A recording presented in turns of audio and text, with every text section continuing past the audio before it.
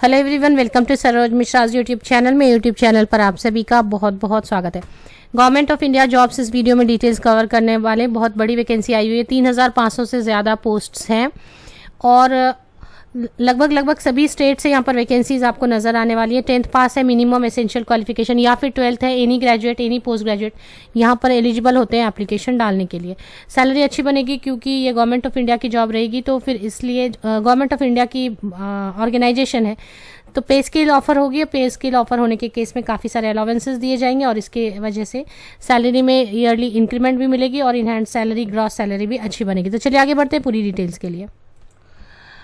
लगभग सभी राज्यों में यहाँ पर वैकेंसीज आपको देखने को मिलेंगी। Andhra Pradesh, Bihar, Chhattisgarh, Delhi, directorate medical Delhi, Goa, Gujarat, Haryana, Himachal Pradesh, Jammu and Kashmir, Jharkhand, इसके अलावा Jharkhand, Karnataka, Kerala, Madhya Pradesh, Maharashtra, North East, Odisha, Puducherry, Punjab, Rajasthan, regional office Delhi, Tamil Nadu, Telangana, Uttar Pradesh, West Bengal and Sikkim. तो वेस्ट बंगाल एंड सिक्किम में बहुत बड़ी वैकेंसी से आप समझते हैं कि नोटिफिकेशन कहाँ से रिलीज हुई, किन पोस्ट के लिए। तो इस वक्त हम ऑफिशियल वेबसाइट पर आ चुके हैं। Employ state insurance corporation, ministry of labour and employment, government of India के अंतर्गत एम्प्लॉयज स्टेट इंश्योरेंस कॉर्पोरेशन।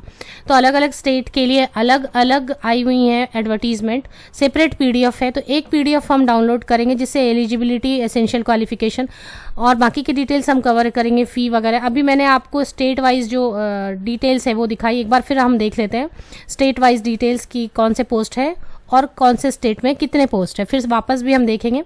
तो फिलहाल जो वैकेंसीज आई हुई employ state insurance corporation, ministry of labour and employment, government of India के अंतर्गत आती है, इसलिए अगर परमानेंट जॉब है तो ये आपके लिए गवर्नमेंट परमानेंट जॉब की तरह है।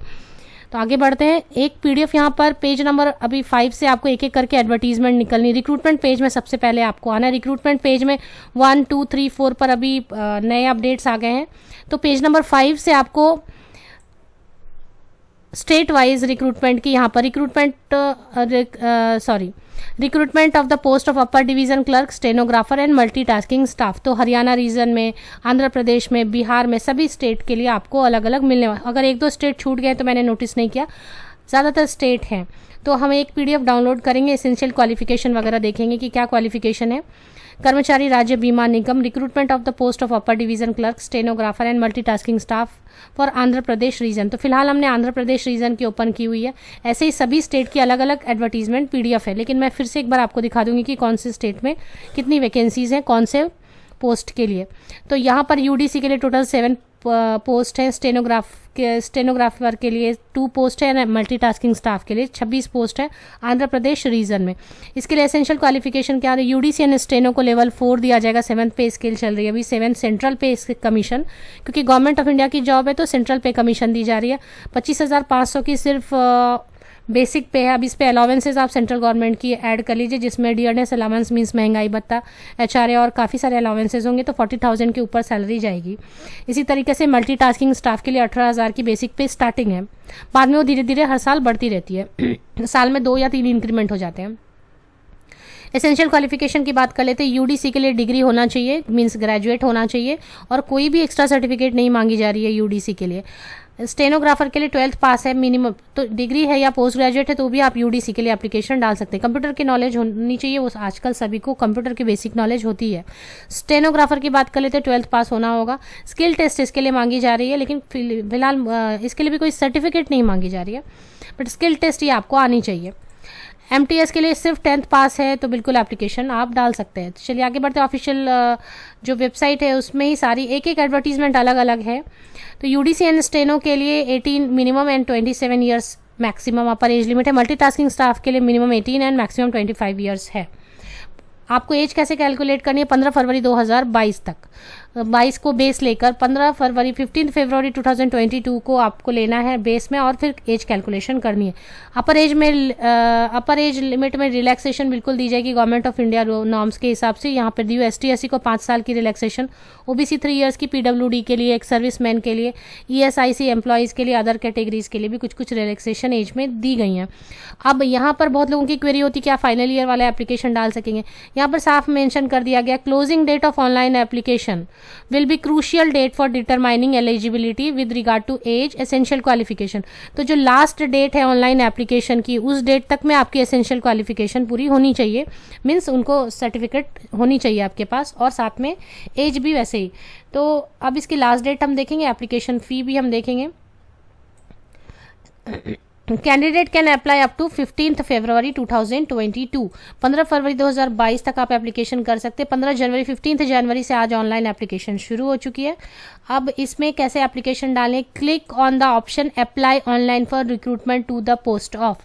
तो यहाँ पर ऑप्शन आ गई होगी, अभी हम वेबसाइट पर चलते हैं, कहाँ पर ये ऑप्शन आ गई है, apply online for the recruitment. तो इस पर क्लिक करके भी हम देखेंगे। Application fee STSC PWD departmental candidate, female candidate and ex serviceman. अब फीमेल कैंडिडेट में क्वेरी होती है कि कौन से कैटेगरी, ऑल फीमेल कैंडिडेट्स के लिए 250 रुपीज़, और यहाँ पर this fee of 250 shall be refunded duly deducting bank charges as applicable. अब इसमें यहीं पर लिखा है कि आप अगर phase 1 exam, written exam appear हो जाते हैं तो ये 250 रुपये आपको बैंक चार्जेस डिडक्ट करके इनको रिटर्न कर दिए जाएंगे। तो इन अ वे नो फी होगी। लेकिन जब आप फेज़ 1 रिटर्न एग्जाम अपियर होते हैं तब, उसके बाद बाकी कैटेगरीज के लिए 500 रुपीज़ होगी, जो कि नॉन रिफंडेबल होगी, रिफंड नहीं की जाएगी। तो ये इस तरीके से। अब इसमें एग्जामिनेशन की स्कीम है। सेंटर ऑफ एग्जामिनेशन में बहुत केयरफुल रहना, इन्होंने बार बार मेंशन कर दिया। एक बार आप जो भी सेंटर एग्जामिनेशन की पिक कर लेंगे, चूज़ कर लेंगे, वो किसी भी हालत में चेंज नहीं की जाएगी, और आपको अपने रिस्क पर सेंटर पर पहुंचना है और एग्ज़ाम में अपियर होना है। तो वो आपका अपना। अपर डिवीज़न क्लर्क के लिए इस तरीके से दी गई है। फेज 1 में प्रिलिमिनरी एग्जामिनेशन होगी, 1 घंटे की होगी, 200 मार्क्स होंगे, 200 मार्क्स। हिंदी और इंग्लिश दोनों में प्रश्न पूछे जाएंगे, क्वेश्चंस पूछे जाएंगे। प्रिलिमिनरी एग्जाम ये क्वालिफाइंग होगा एग्जाम, इसमें क्वालिफाई अगर हो जाते हैं तो फिर इसके बाद शॉर्ट लिस्टिंग होगी मेन एग्जामिनेशन के लिए। तो अपर डिवीज़न क्लर्क के लिए प्रिलिमिनरी एग्ज़ाम 1 आवर की, 200 मार्क्स की, 100 क्वेश्चंस रहेंगे, means 1 question 2 marks, Hindi and English में पूछे जाएंगे। नेगेटिव मार्किंग भी रहेगी इसमें। इसके बाद है मेन एग्जामिनेशन के लिए भी दिया गया है 2 घंटे, 200 मार्क्स, 200 क्वेश्चंस। तो फेज 2 और फेज 3 में स्किल टेस्ट रह सकती है।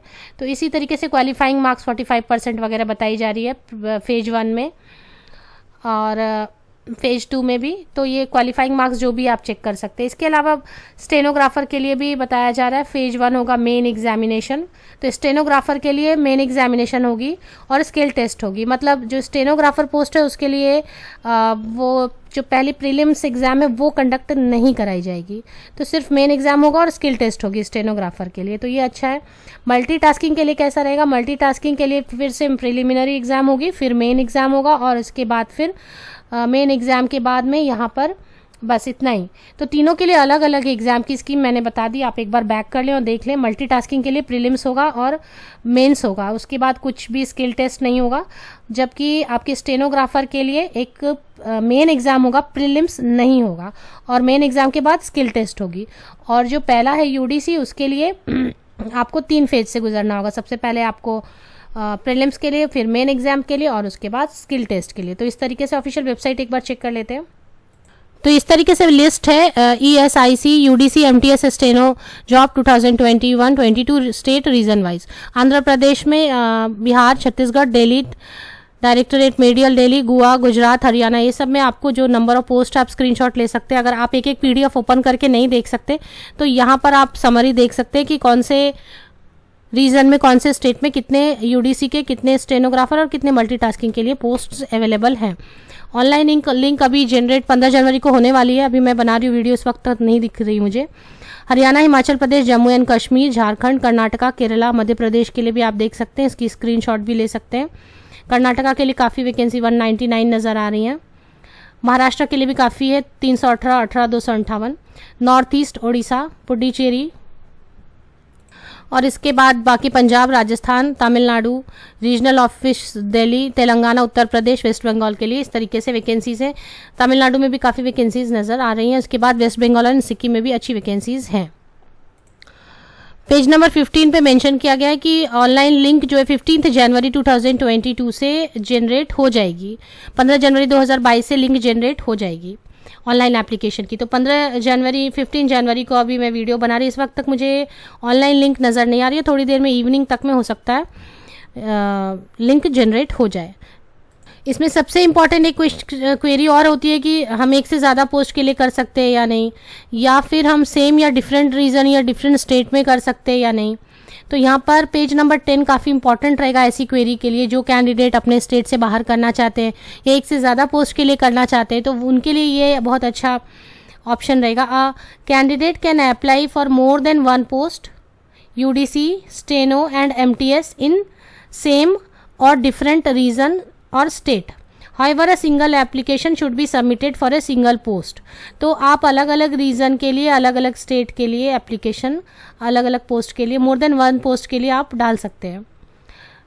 एक ही रीजन में या एक ही सेम रीजन में या डिफरेंट रीजन में या डिफरेंट स्टेट में आप एक से ज़्यादा पोस्ट के लिए एप्लीकेशन डाल सकते हैं, बट आपको अलग अलग एप्लीकेशन उसके लिए करनी होगी। ये एक चीज़ है। हाउ टू अप्लाई के लिए आप पेज नंबर 3 को अच्छी तरीके से पढ़ लें, क्या क्या चीज़ें रेडी रखनी है आपको, फोटोग्राफ, सिग्नेचर, थंब इम्प्रेशन वगैरह, लेफ्ट थंब इम्प्रेशन, ये सारी चीज़ें आप यहाँ पर देख लें।